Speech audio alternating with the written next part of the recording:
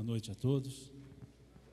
Que Jesus nos abençoe, nos ilumine e nos guarde todos sempre em paz. Primeiramente, agradecer o convite para estar de novo aqui em Vitória da Conquista, para nós conversarmos um pouquinho, creio que no máximo até meia-noite. Se for muito tarde, 11h55, encerramos a conversa. E poder ter participado desse momento ímpar, ouvindo um coração falar e não só uma voz. Isso nos anima, nos incentiva e é um motivo para que nós trabalhemos mais. E isso não tem preço, isso tem um valor que talvez nós não saibamos mensurar. E na temática que nos foi pedida, para que conversássemos um pouquinho, a reencarnação e a educação. A reencarnação como um elemento, um fundamento para o processo educacional. Conta-se que na Grécia Antiga, Licurgo era um grande orador, um orador daqueles que não se preparava com muito tempo para poder falar. Quaisquer assuntos que lhe eram trazidos, ele falava com desenvoltura e conhecimento. E uma vez lhe pediram que falasse sobre a educação. E, diferentemente dos outros pedidos, ele disse aos que o convidavam que lhe dessem um tempo para que ele se preparasse. Pediu às pessoas que lhe dessem 6 meses para que ele se preparasse para falar da educação. As pessoas se estranharam, aliás, essa postura de Licurgo, já que ele falava com desenvoltura e facilidade. E um tema tão simples, porque ele pediria tanto tempo. Mas deram a ele esse tempo. 6 meses depois, Licurgo marca o local onde ele falaria, pediu que fosse um campo aberto. As pessoas aqueceram seu pedido e foram para o campo aberto. E chega Licurgo no dia e hora determinados para que ele pudesse falar, e chega com 2 caixas grandes, 2 caixas menores. Nas caixas grandes, nas 2, um cachorro em cada. Nas caixas menores, uma lebre em cada uma. E ele então começa a sua apresentação. Abre a caixa, tira uma lebre e solta a lebre no campo. Abre a outra caixa, sai um cachorro. E esse cachorro ferozmente corre atrás da lebre, abocanha e a estraçalha. As pessoas ficaram assustadas vendo aquela cena. Licurgo então pede que recolham o cachorro e ele solta a outra lebre da outra caixa. A lebre sai correndo, ele solta o outro cachorro da outra caixa. E as pessoas já estavam se preparando para mais uma daquelas cenas, e no entanto o cachorro corre atrás da lebre, a abocanha, joga-a para cima e começa a brincar com a lebre. Licurgo recolhe a lebre, recolhe o cachorro e diz para as pessoas: esse último foi ensinado, esse último foi treinado. O ser humano, disse ele, não é treinado, mas pode ser educado, pois a educação muda a natureza das próprias pessoas. E essa foi a palestra dele. E as pessoas entenderam que uma educação bem trabalhada poderia mudar a natureza, poderia fazer com que as pessoas transformassem-se em pessoas dóceis, amáveis, afáveis e companheiras. E essa é a ideia da educação. Quando percebemos a definição que o professor Rivaio, ainda assim, se chamava, escreveu em 1828, ele diz: a educação é a arte de formar o ser humano, de fazer nele eclodir os germes da virtude e abafar os do vício. A educação consiste no desenvolvimento simultâneo das faculdades morais, intelectuais e físicas. Essa foi a definição dada pelo professor Rivaio, quando perguntado sobre o que é educação: a arte de formar o ser humano. Emmanuel, naquele jogo de palavras que ele gosta de fazer, ou gostava de fazer, ele dizia: a instrução informa, a educação forma, e a evangelização transforma. Esse é o processo.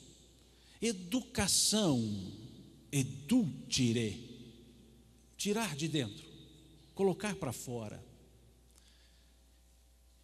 E a grande dúvida que professor Rivaio tinha em relação à educação era tentar entender por que pessoas que não tinham acesso ainda a uma grande instrução traziam ideias como que nascendo com elas. Isso em 1828. Ele não sabia explicar.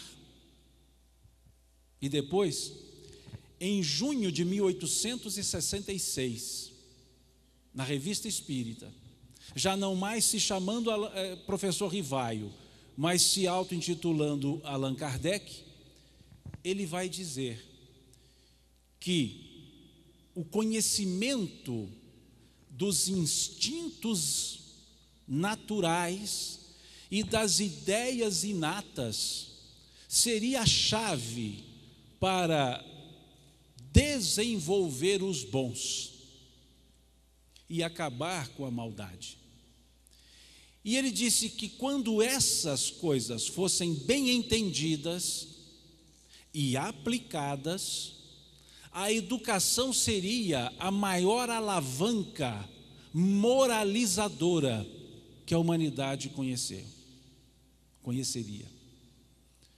Ou seja, ele volta àquela ideia de 1828, as ideias inatas, os instintos naturais, e vai dizer então que se isso fosse aplicado, entendido e aplicado, a educação seria uma alavanca propulsora da moralidade e não só da instrução.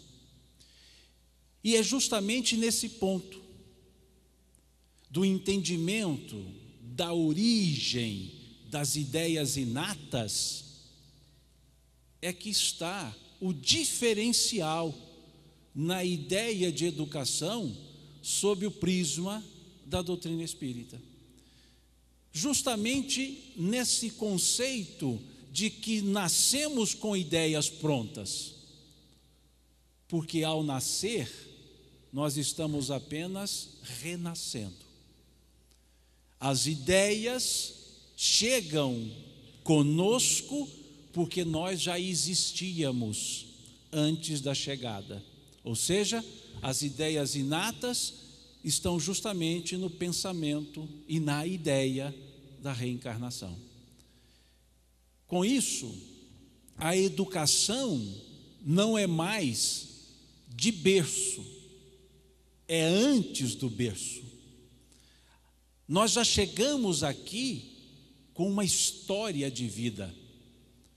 Nós já chegamos na encarnação, no momento, no nascimento, com toda uma bagagem. E a educação na encarnação precisa considerar essa aquisição anterior.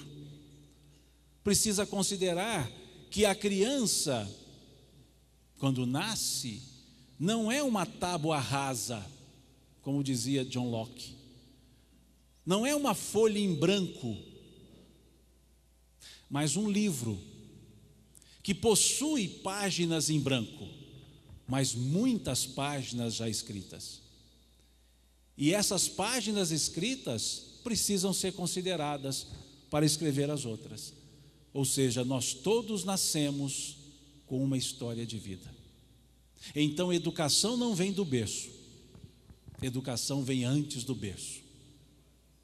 Porque já passamos por esses processos em existências anteriores. Então, essa é a diferença. Esse é o ponto que diferencia os princípios educacionais espíritas dos princípios educacionais não espíritas. Que não se tem pessoas mais ou menos capacitadas para a aprendizagem em função de um conjunto biológico, mas em função de uma história de vida que antecede ao momento presente, a encarnação. Então, por isso, a educação sob o prisma da reencarnação, ela começa pelo entendimento de que não somos seres recém-criados e que não chegamos aqui com a mente vazia, mas com a mente ávida em ter novos conhecimentos, para associá-los aos que já tínhamos e consolidar o nosso processo evolutivo. Então, essa é a ideia da reencarnação. E da educação sob os olhos da reencarnação. Mas para entendermos isso, precisamos deixar claro para nós mesmos o que nós realmente somos. Já disse isso aqui em outros anos. Nós somos espíritos. Nós não somos seres corporais que possuímos um espírito. Nós somos um espírito envolto por elementos corporais. Ou seja, nós temos um corpo, nós não temos um espírito. Nós somos o próprio espírito. Esse ponto é fundamental porque nos faz entender a imortalidade.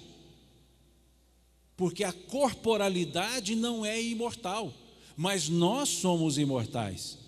E a educação perdurará.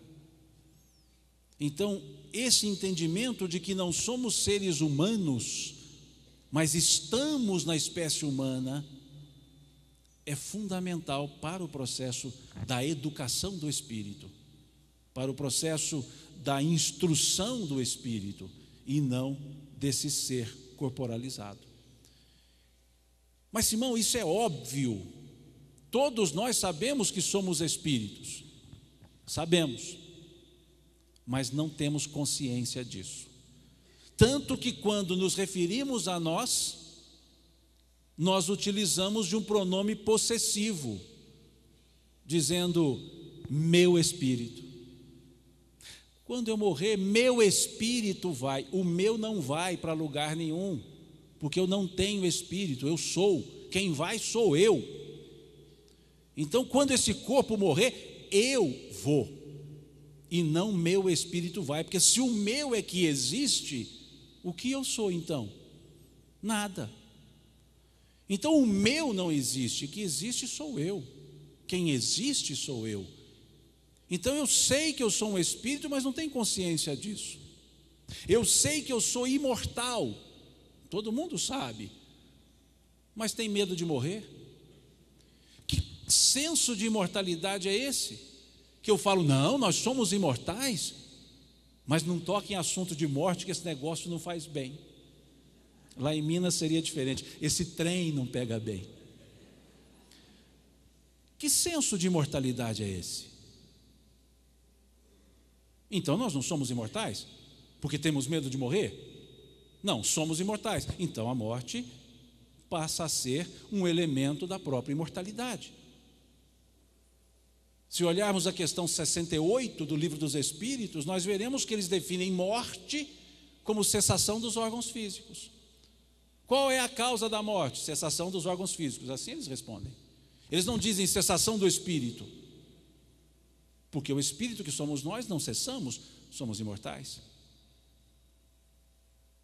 Com um mundo próprio, conforme nós vemos na questão 84 do Livro dos Espíritos, os espíritos formam um mundo à parte desse que nós conhecemos. Sim, o mundo dos espíritos.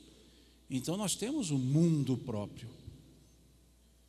O que faz com que este mundo não seja o nosso, mas apenas que nós estejamos nele, mas não somos dele. Como dizia o apóstolo Paulo aos Coríntios: estejais no mundo, mas não sejais do mundo, porque nós não somos desse mundo. E aí eu abro um parêntese, muito bem falado, da felicidade aqui.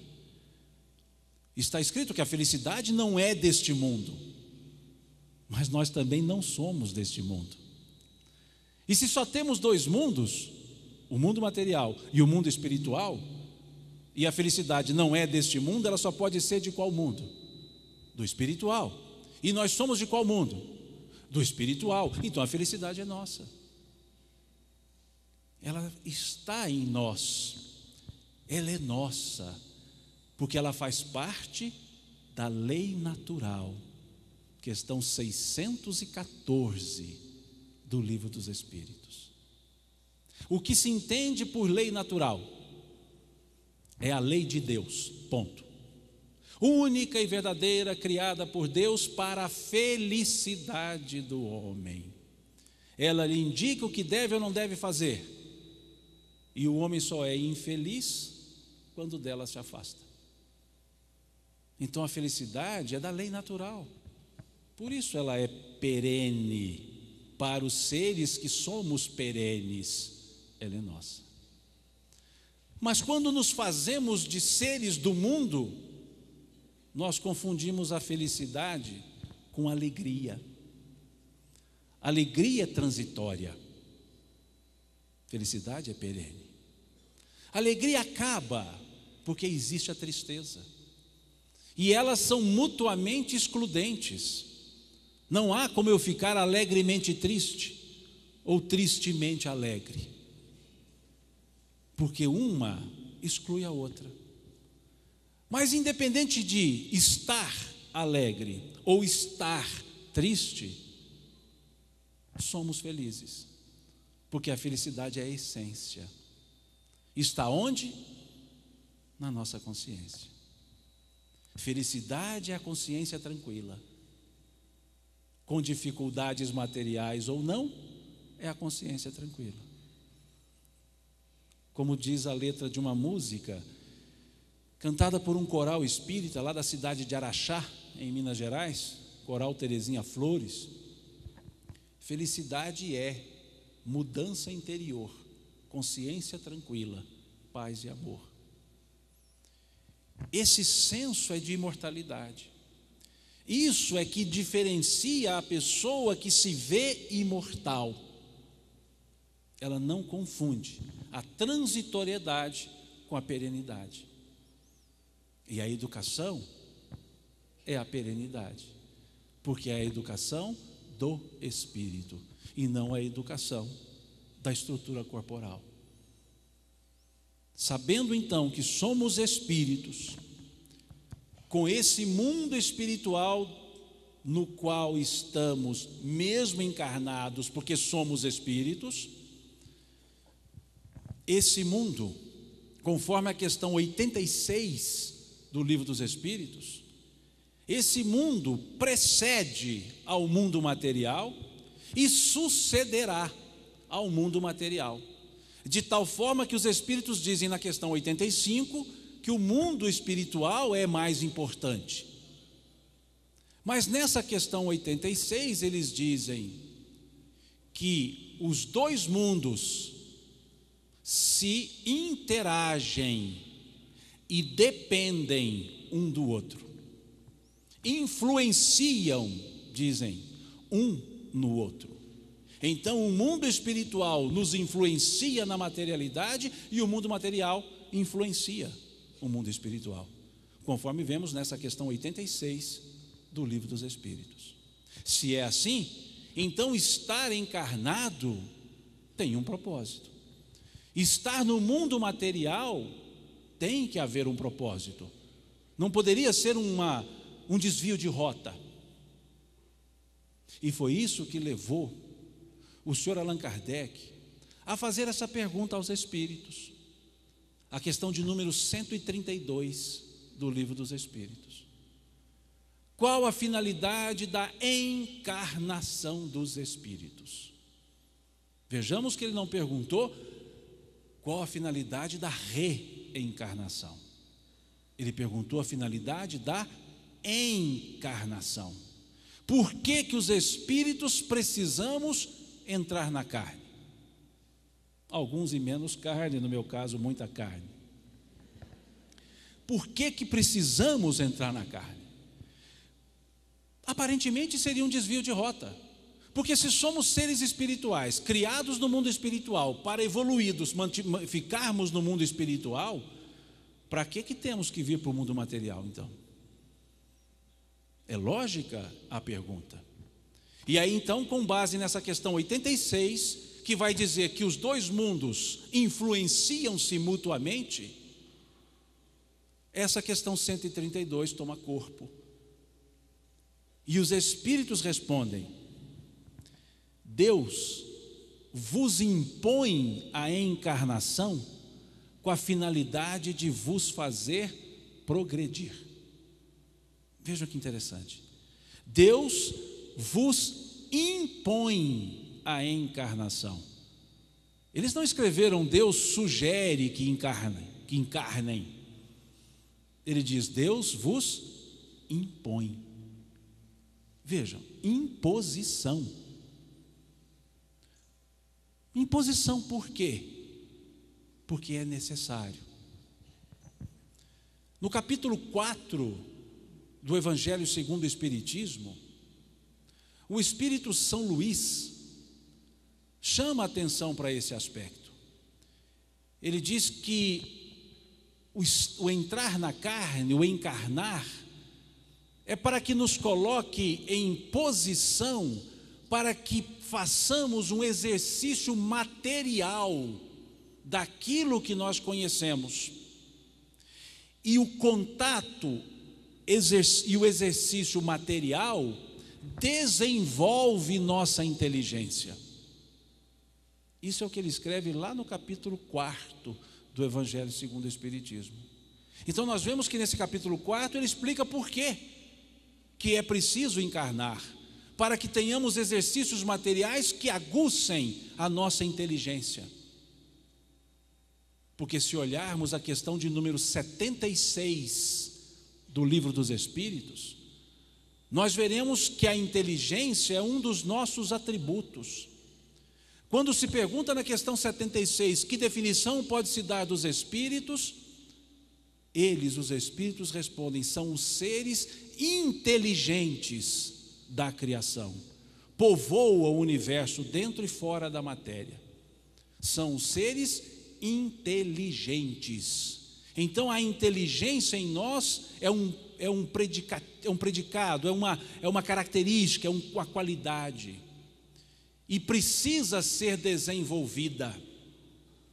E o contato com o mundo material, segundo o Espírito São Luís, nesse capítulo 4 do Evangelho segundo o Espiritismo, é que nos proporciona o desenvolvimento dessa inteligência. Eu desconfio que Immanuel Kant deve ter lido alguma coisa a respeito disso antes da codificação. Porque ele disse: o ser humano é um ser perfectível, portanto, educar é desenvolver a perfectibilidade. E o que é a perfectibilidade em nós? A inteligência. Então, educar é desenvolver a inteligência. Não a cultura, o conhecimento, a inteligência. E se nós prestarmos um pouquinho de atenção, nós veremos que a inteligência é o atributo de Deus em nós. Porque na questão número 1 do Livro dos Espíritos, está dito que Deus é a inteligência suprema. E na 76 está dito que nós somos os seres inteligentes. Deus, substantivo, inteligência. Nós, os espíritos, um qualificativo, um adjetivo, inteligentes. Inteligentes porque trazemos esse atributo do próprio Criador. Por isso somos perfectíveis, passíveis de sermos aperfeiçoados, justamente porque temos a essência do Criador, a inteligência. Então a educação é o fomento, é o fomentar da inteligência.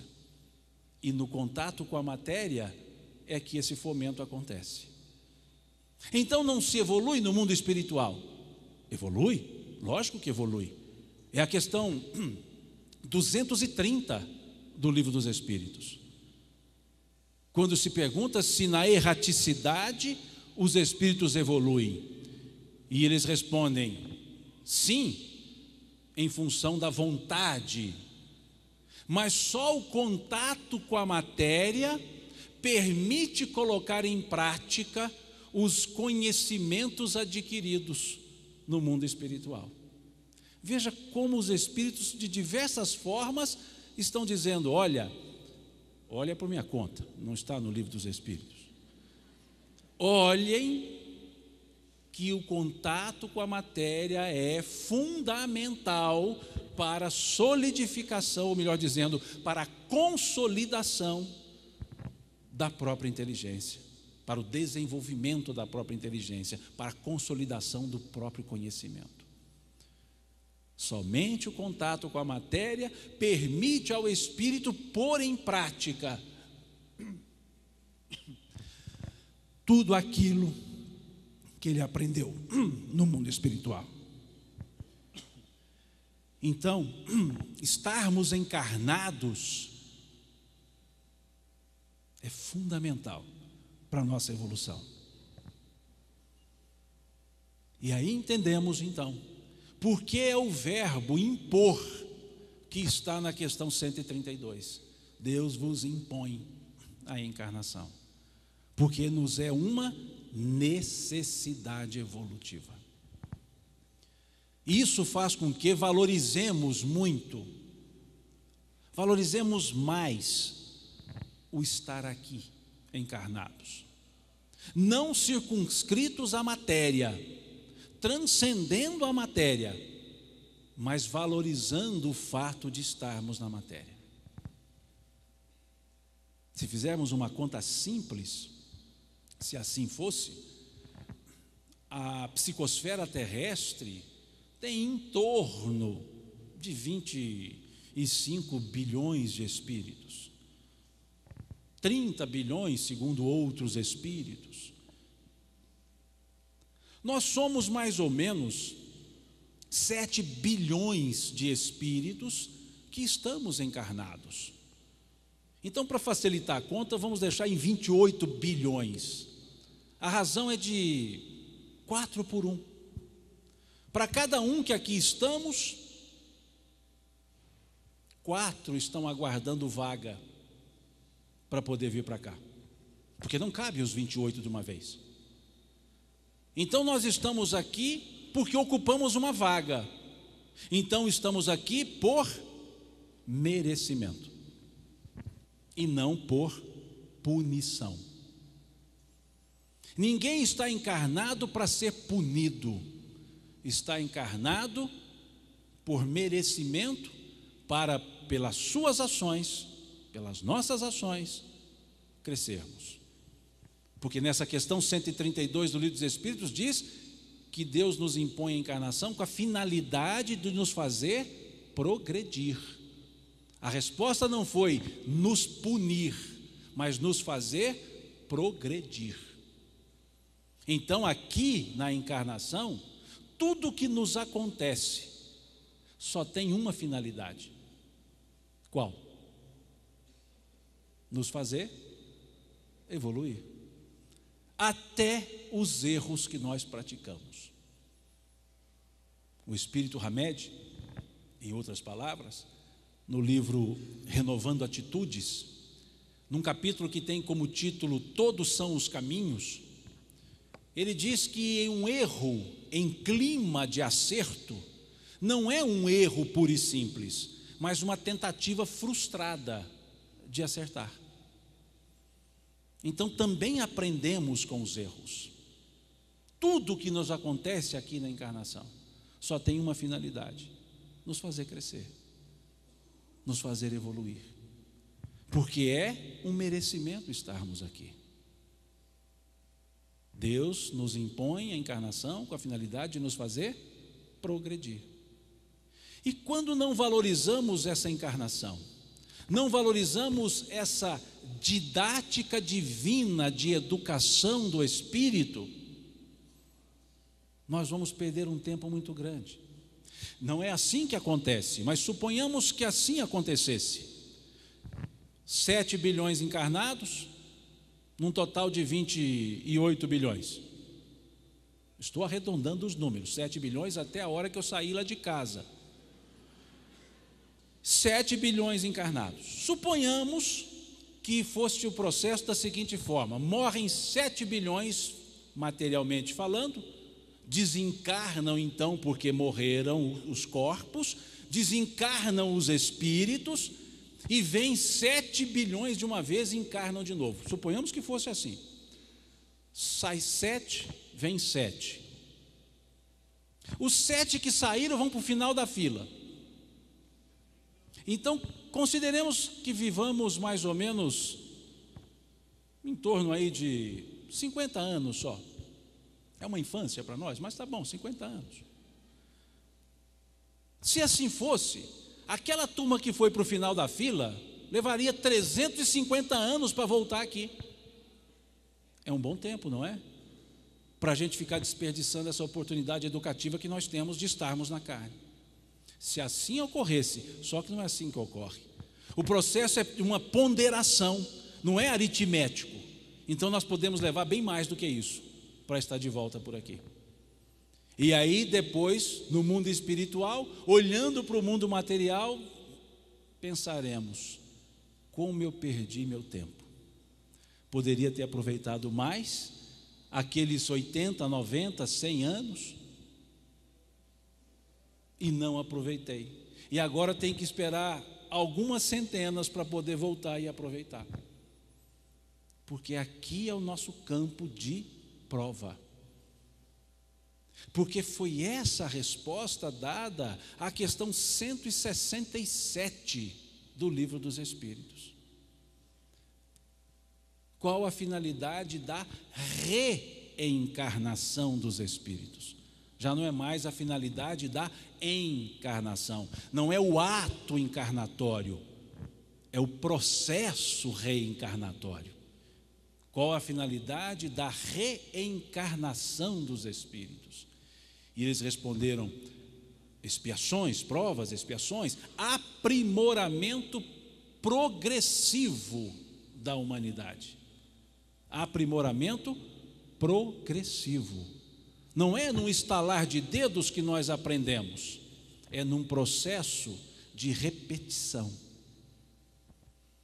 que vamos somando as experiências, melhor dizendo, vamos somando as vivências para desenvolver a experiência, porque vivência e experiência são coisas distintas. Não necessariamente a primeira leva à segunda. Vivência é quantitativa, experiência é qualitativa. Experiência é quanto tempo eu faço. Vivência é quanto tempo eu faço. Experiência é como eu aprimoro aquilo que eu faço. Então há pessoas que têm muita vivência e muita experiência. Outras, muita vivência e pouca experiência. Outras, pouca vivência e pouca experiência. Mas outras, pouca vivência e muita experiência. Porque depende o quanto aprenderam com o tempo, quantitativo que vivenciaram. Então as reencarnações são quantitativas, não são as mesmas quantidades para todos os espíritos, depende da experiência desenvolvida nas quantidades de reencarnações. E aí alguns reencarnam mais vezes, outros menos vezes. Que é a questão 261 do Livro dos Espíritos. Quando se pergunta aos espíritos que, considerando que aqui vivemos em prova, se temos que passar por todos os tipos de tentações para que possamos aprender. E eles respondem que não, porque há espíritos que não passam por tentações, porque fizeram escolhas melhores na sua própria consciência. Então, a regra é reencarnar. Quantidade depende do quanto nos educamos. As provas dependem do quanto nos desenvolvemos. É o que está nessa questão 261 do Livro dos Espíritos. E é interessante que na 262 é perguntado aos espíritos, também do Livro dos Espíritos, é perguntado aos espíritos, considerando que naquele período em que estamos ou estivemos simples e ignorantes, como que nós podíamos fazer escolhas se éramos simples e ignorantes? Eu fico encantado porque as perguntas que são feitas aos espíritos, você fica pensando como é que eles tiraram isso para perguntar. Porque eles vão, me permita a expressão bem mineira nossa lá, eles vão encantoando os espíritos.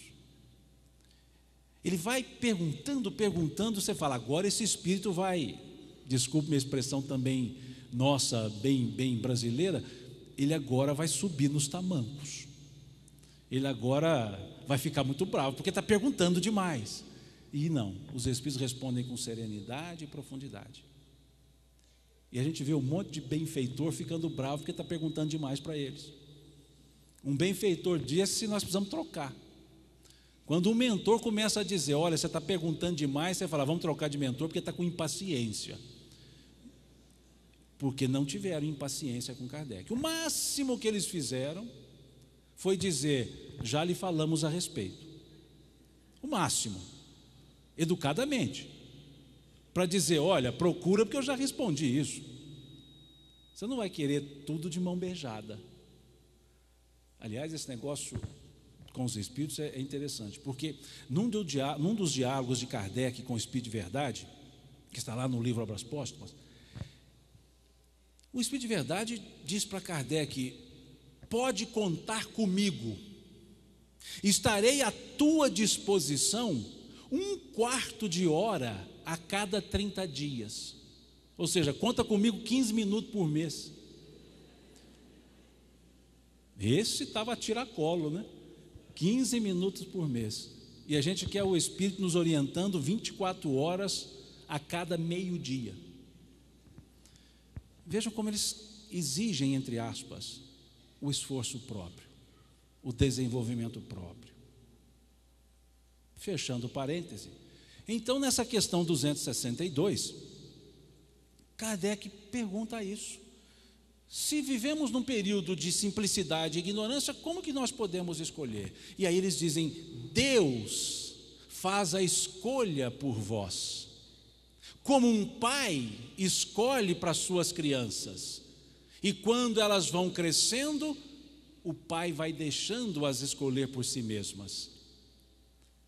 O que Emmanuel, lá no livro Consolador, chamou de convivência de determinismo com livre-arbítrio.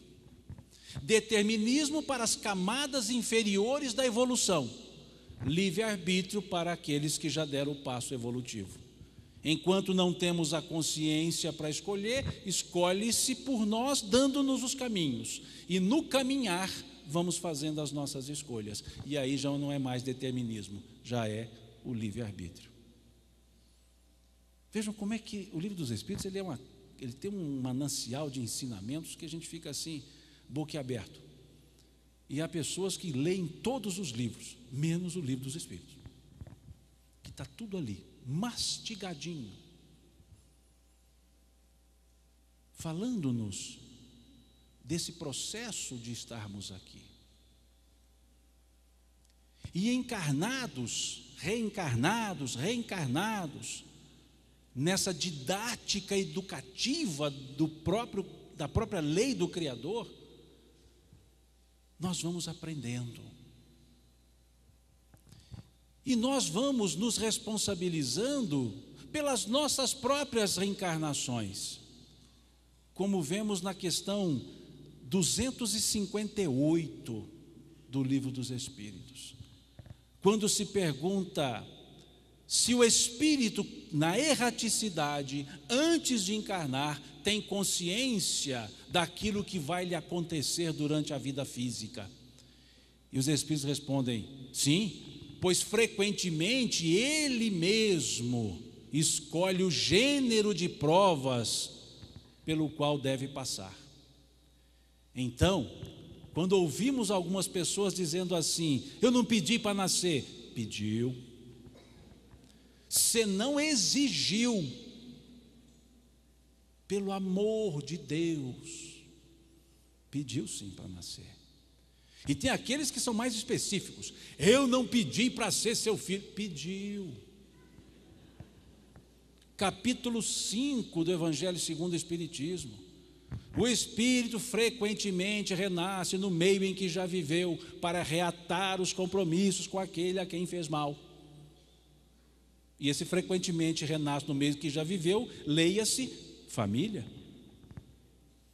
Família, leia-se pai, mãe, filho, irmão, tio, sobrinho, cunhado, primo, amigo.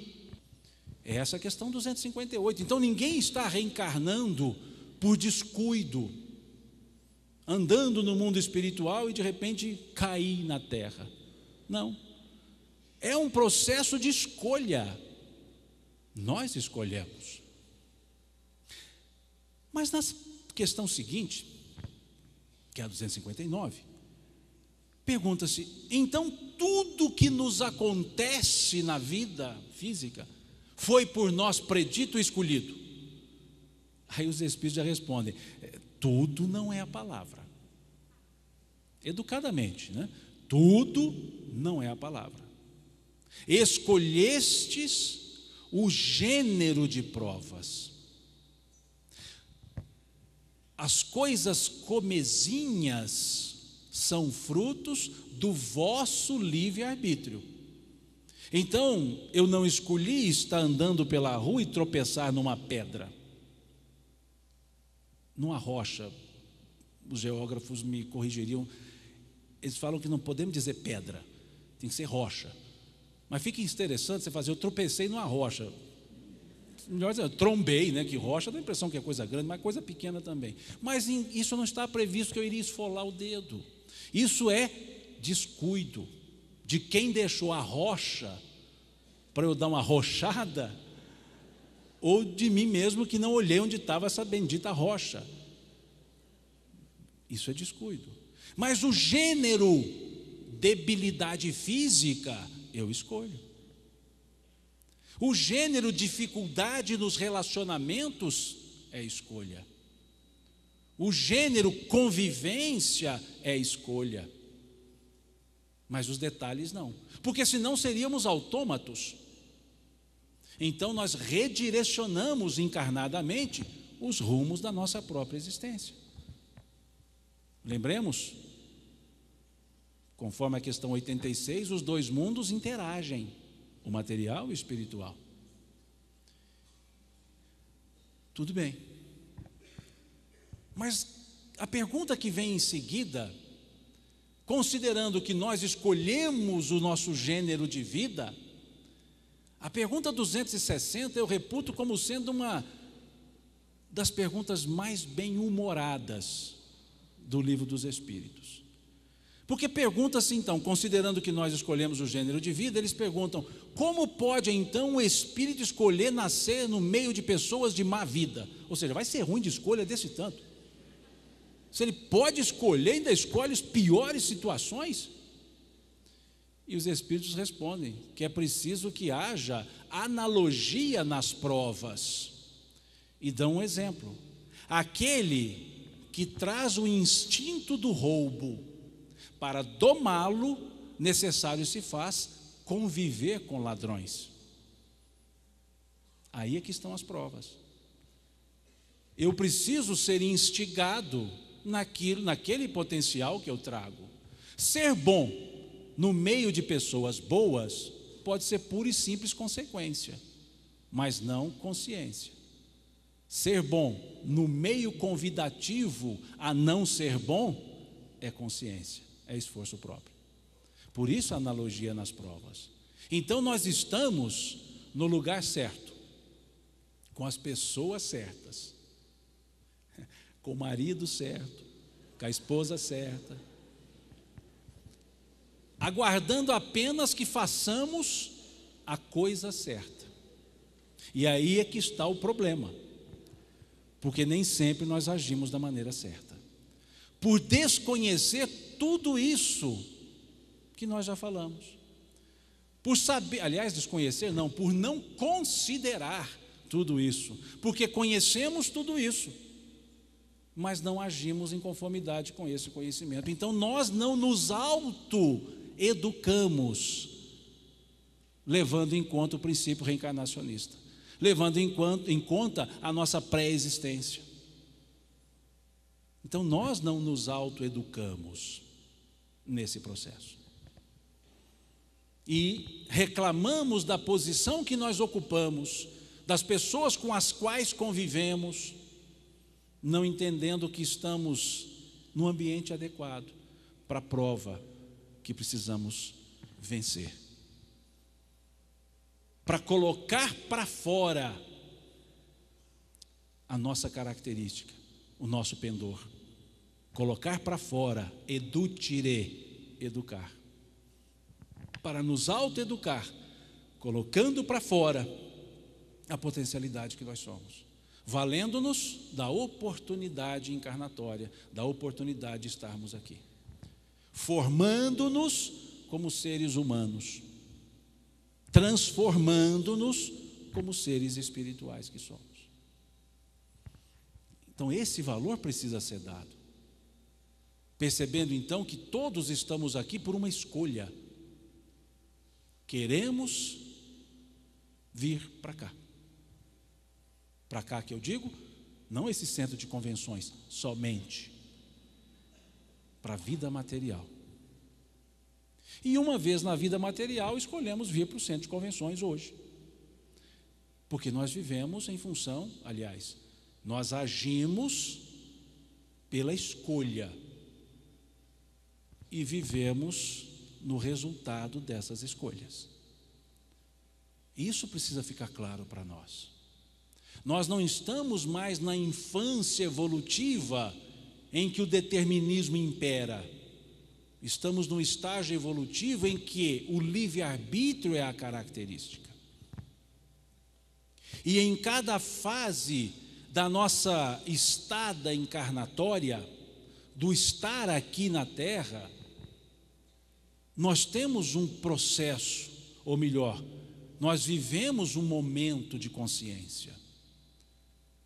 Se olharmos a questão 383 do Livro dos Espíritos, nós veremos que a infância é o momento adequado para recebermos as instruções, porque nesse período, dizem os Espíritos nessa questão, na resposta a essa questão 383, estamos ainda como que limitados pelo pequeno desenvolvimento dos órgãos físicos, e isso nos torna mais absortos, mais em condição de absorver, uma vez que não, pela obnubilação do nosso corpo, nós ainda não conseguimos expressar aquilo que nós somos. Então essa fase é a fase de absorção. É onde então nós vamos aprendendo mais, não necessariamente pelos processos cognitivos, mas pela absorção em função das observações que fazemos. O espírito Cassimiro Cunha, numa psicografia de Chico Xavier, ele escreve uma estrofe, um verso, uma estrofezinha para os pais em relação aos filhos na idade de infância. Diz o espírito Cassimiro Cunha: resguarda os teus pequeninos onde estejas e onde vais, pois a criança no futuro é a foto viva dos pais. Porque essa fase da encarnação do Espírito, ele está absorvendo, vendo o que acontece. É a fase que eu dizer perde espaço para o eu fazer. Ou seja, não adianta dizer ao meu filho o que ele deve ou não deve fazer. Eu preciso mostrar a ele o que eu faço para que ele entenda o que deve ou não deve fazer. É a mãe, exemplificando, dizendo: filhinho, não minta. Mentira tem perna curta. Mentira é desagradável, mentira prejudica, não minta. E a criança escuta aquilo o dia todo: não minta, não minta, não minta. E à noite, a mãe ocupadíssima, assistindo novela, toca o telefone, a menina atende e fala: mãe, é para a senhora. Fala que a mamãe não está. Não minta, não minta, não minta. No segundo dia, toca o telefone e a menina já pergunta: mamãe, a senhora está ou não? Veja, essa é a fase em que o espírito está em condição de absorver, e obnubilado pelo corpo, ele não consegue se expressar. Então é a fase daquele ditado bem brasileiro: é de pequenino que se torce o pepino. É ali que nós vamos moldando essa personalidade da encarnação. Por quê? Porque depois chega numa idade em que o passado começa a se apresentar na inconsciência encarnatória e vai atingindo a consciência na forma de fulcros, na forma de relâmpagos, de ideias inatas. É a questão 385 do Livro dos Espíritos. Por que a pessoa numa determinada idade, mais especificamente ao sair da adolescência, muda a sua conduta e o seu caráter? É o espírito que se modifica? E qual a resposta que os espíritos dão? É o espírito que retoma a sua natureza e se mostra realmente como ele era. Ou seja, há uma fase da nossa encarnação em que a nossa consciência encarnatória começa a tomar forma. E começa naquela estrutura da casa mental que o Espírito André Luiz nos coloca: o inconsciente, o consciente, o superconsciente. Do inconsciente, que é o nosso pretérito, começam a chegar o saldo existencial do passado, positivo ou negativo. E esse saldo que vem do inconsciente contrabalança com o saldo do consciente, positivo ou negativo. Ou seja, toda a minha estrutura encarnatória vai fazer frente agora com a minha estrutura do presente encarnatório. Então, suponhamos que no passado eu traga 10 sinais negativos, e naquela fase da infância da 383, eu adquira 9 sinais positivos. Qual será o saldo desse momento consciencial? -1. Quer dizer que o meu passado foi mais forte do que o meu presente. Mas se o contrário, no presente eu tenho 10 sinais positivos e do passado me vêm 9 negativos, eu tenho saldo de 1 positivo. Ou seja, daquele momento para frente, eu continuo em condições de melhor crescimento e aprendizado. Por quê? Porque aquele período encarnatório, ou melhor dizendo, aquele período da atual encarnação, foi valorizado por aqueles que eram responsáveis por mim, na minha educação. E me ensinaram tantas coisas boas que sobrepuseram as coisas do passado, as tendências do passado. Na resposta à questão 383, acrescentam os espíritos que estão encarregados disso, ou seja, de instruir todos aqueles que estão responsáveis pela educação daquele espírito que está encarnando, em especial os pais. Essa idade do período, não adolescência formal, desse período de transição, em que passado encarnatório e presente encarnatório se associam, essa questão 385, o escritor Lidiênio de Menezes, num livro chamado Educação Espírita, ele diz: idade de turbulência e de autoafirmação requer a adolescência, pulso forte e devoção.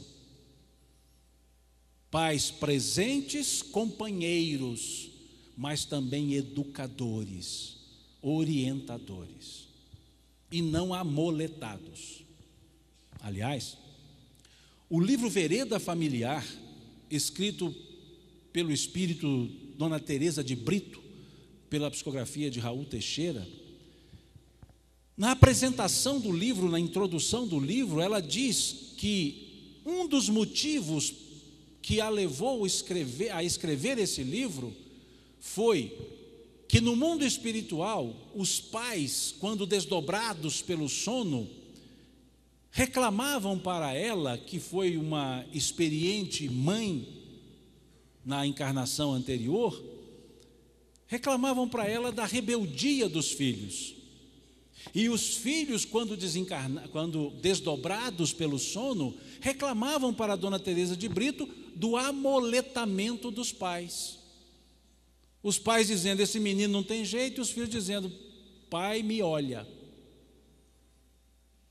Então vejamos que essa idade, esse período da encarnação chamado infância, é fundamental para o processo instrutivo, para que no período da transição, que nós chamamos genericamente, não especificamente adolescência, possamos ter a educação, o colocar para fora de tudo aquilo que foi ensinado.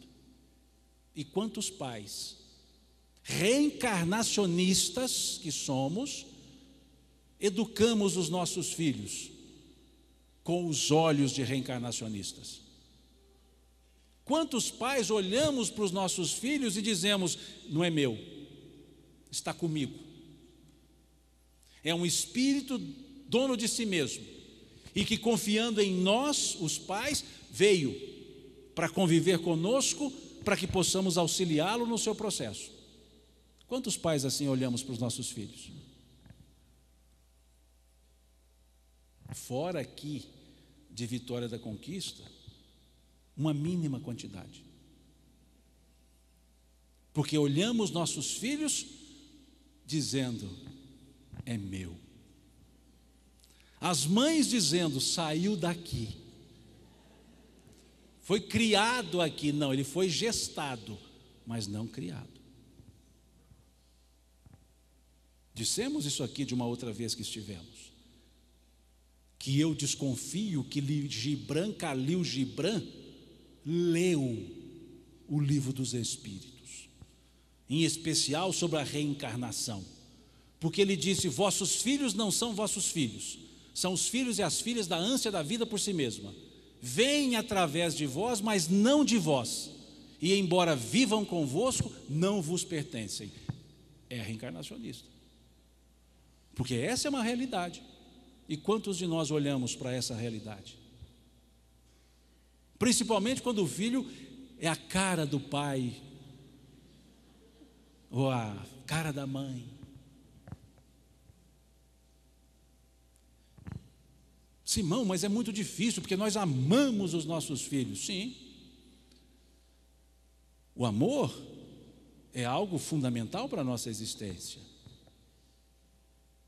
Mas o amor, como bem dito, o amor transcendente, não o amor consanguíneo. Porque o amor consanguíneo, mesmo maternal, ele é egoísta. Bastante egoísta. Totalmente egoísta. Unicamente egoísta. Porque se duas mães estão aqui conversando com dois filhos pequenos, um de cada uma das mães lá de fora, de forma que elas não estão vendo, mas ouvindo, e eles brincando lá de fora, pequenininhos, escuta-se um choro. Saem as duas mães correndo, e uma diz, graças a Deus. É o filho da outra que está chorando. Está certo que isso se passa num átimo, microsegundo, porque imediatamente ela vai ajudar a outra mãe, mas vai ajudar aliviadamente. Então é egoísta. Talvez, quem sabe, por isso é que Gibran também disse: o amor só será pleno na terra quando as mães amarem os filhos das outras como amam os seus.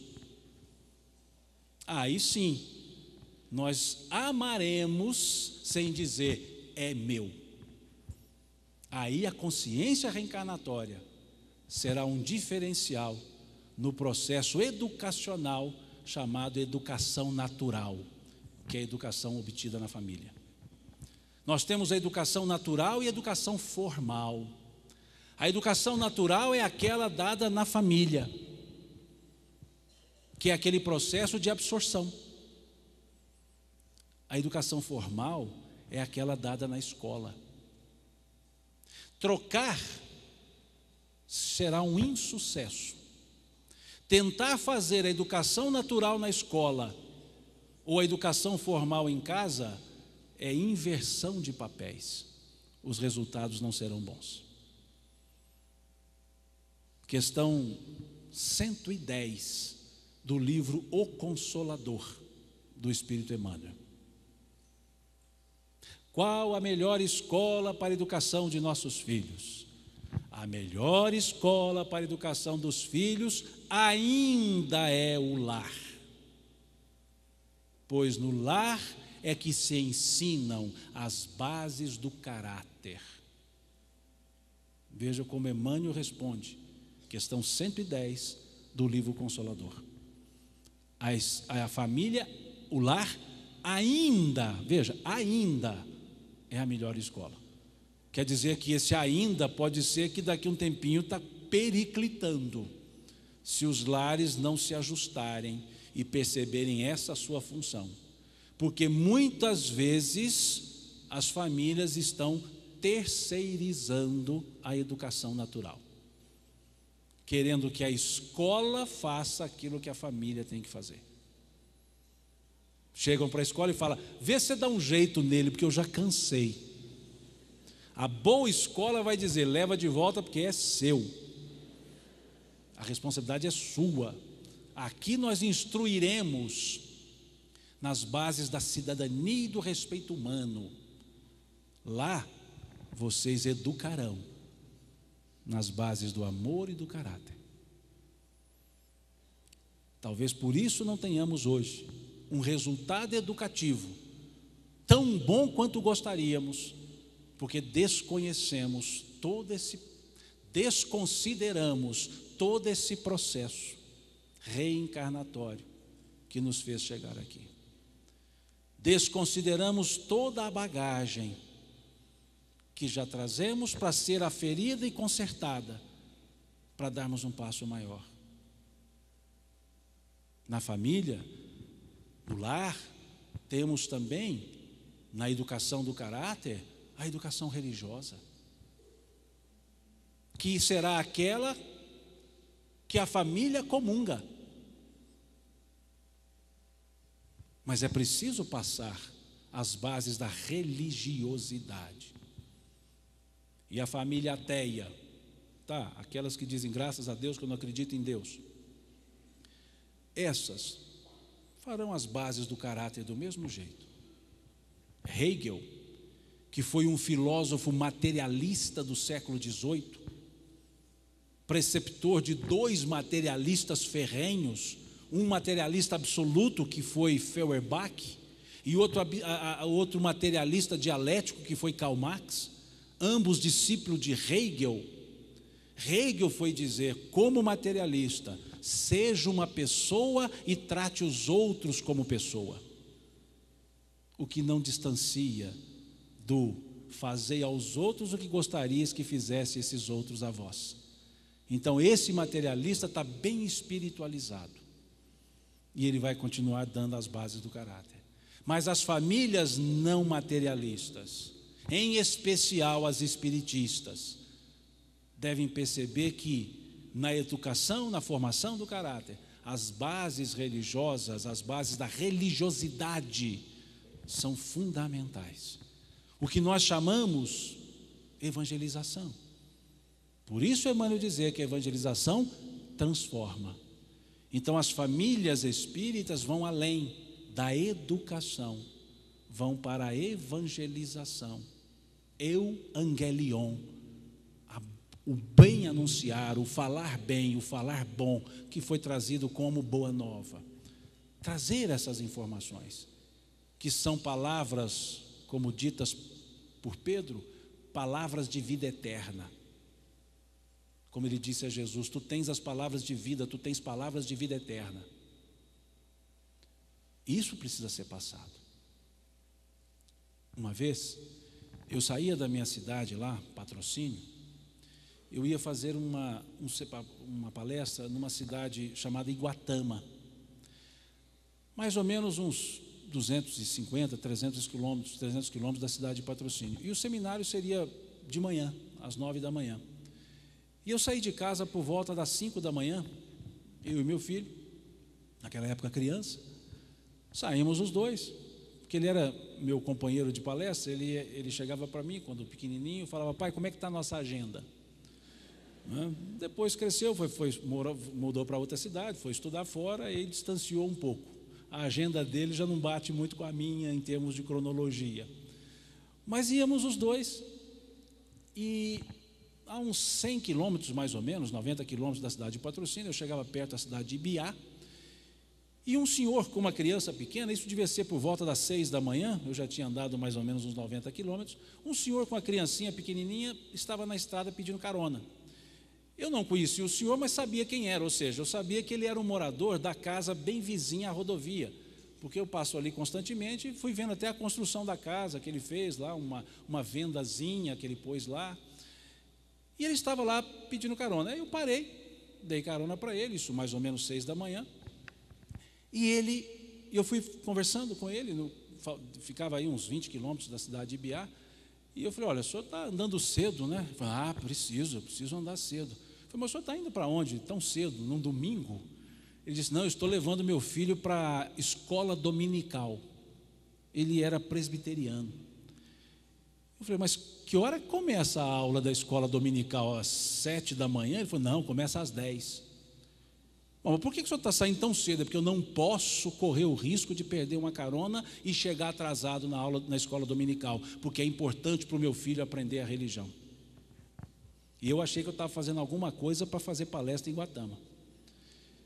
E esse senhor, às 6 da manhã na estrada, para pegar uma carona, para não correr risco de perder uma carona, para chegar a tempo numa escola dominical às 10 da manhã, estando a 20 quilômetros da cidade.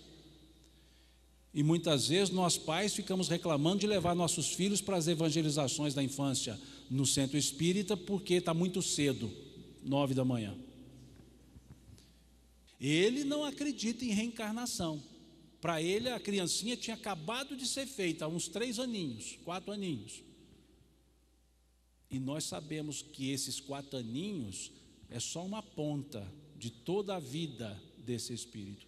E não fazemos o esforço que ele fez, ou que ele fazia, que estava fazendo, desculpe-me, para com aquele filho. Então, os pais, somos, com a consciência da reencarnação, somos muito mais, seríamos ou seremos, melhor dizendo, muito mais cobrados por aquilo que nós não estamos fazendo. Porque a função, genericamente falando, a missão materna, a missão paterna, é devolver os filhos para Deus, melhor do que dele recebemos. Essa seria a nossa missão. E para isso o esforço. Dona Teresa de Brito, no livro Vereda Familiar, ela diz: quando Deus lhes confia uma alma que vem do invisível para os sagrados compromissos do lar, é porque Ele sabe que com os recursos que dispõem, parcos ou fartos, terão os pais condições de bem educar essa alma para a vida. Então, a educação da alma é a alma da educação. Se não entendermos isso, nós não teremos uma educação consolidada. A educação da alma é a alma da educação. Enquanto olharmos corpos para serem educados, estaremos longe dessa alavanca propulsora da moralidade, conforme escrito por Sr. Allan Kardec na Revista Espírita de junho de 1966. Estaremos longe dessa ideia trazida por Licurgo, dizendo que a educação transforma a natureza. Nós que sabemos que a nossa natureza é espiritual, não diremos que a educação transforma a natureza, mas diremos que a transformação, que a educação, nos mostra a nossa real natureza, a natureza espiritual.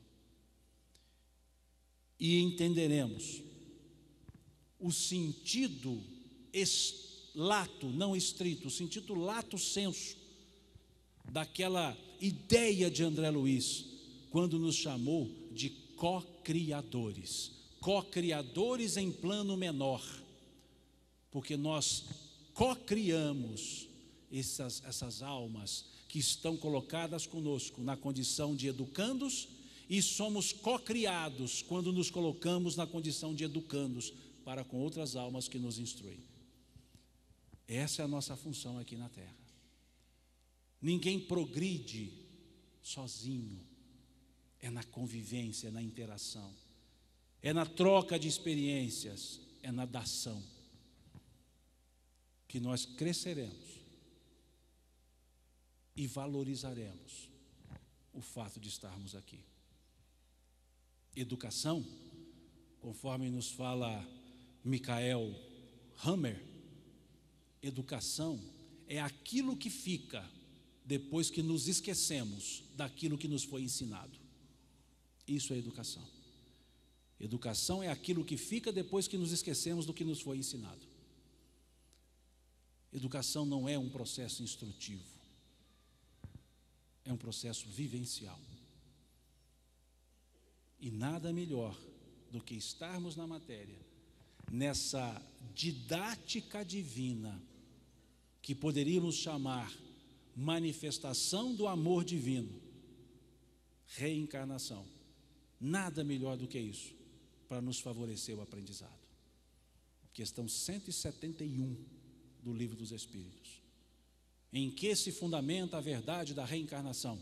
Na justiça de Deus, pois um bom pai nunca fecha as portas para o arrependimento dos seus filhos.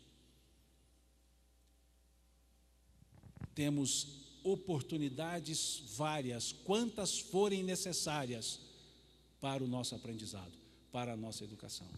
A reencarnação não é só uma base para a educação, a reencarnação é a própria didática educacional do Criador, dando-nos as oportunidades de recomeçar sempre que for necessário para o nosso crescimento. E assim sendo, nosso objetivo, como na letra de uma música cantada, composta por Gladstone, lá de Belo Horizonte, e cantada em maioria de vezes por Tim e Vanessa, sustentar a vibração divina tornou-se o nosso afã. Sustentar a vibração divina é o nosso objetivo. Estamos encarnados como elementos sustentadores dessa vibração amorosa que nos vem do Criador. Uma encarnação, genericamente falando, uma encarnação nada vale ante o infinito, mas nada vale uma encarnação ante a necessidade de crescimento. Por isso, valorizemos esse momento que nós temos, o estar encarnados, o estar com as pessoas que dividem a encarnação conosco, porque pode demorar muito a termos essa oportunidade de novo, para tentar fazer aquilo que já podemos fazer agora, viver melhor e crescer nessa vida chamada encarnação.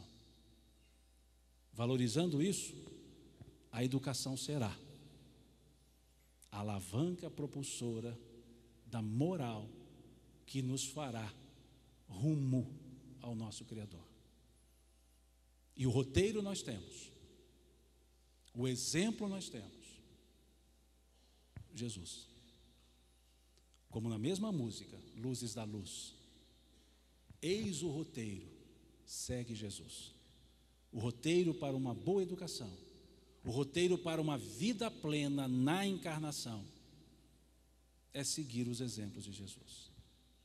Não foi à toa que ele foi colocado na questão 625 do Livro dos Espíritos como nosso modelo e guia. Qual o tipo perfeito que Deus ofereceu ao homem para servir de guia e modelo para a humanidade? Jesus. Então sigamos os seus ensinos, pautemo-nos pelos exemplos que ele nos deu, e dificilmente perderemos tempo nessa encarnação. E como o tempo é precioso, não mais tomarei o tempo de vocês. Agradeço pela paciência de me ouvir, e na nossa mineirice, Deus lhes pague pela atenção, Deus lhes pague pelo carinho. Deus nos abençoe a todos. Muito obrigado.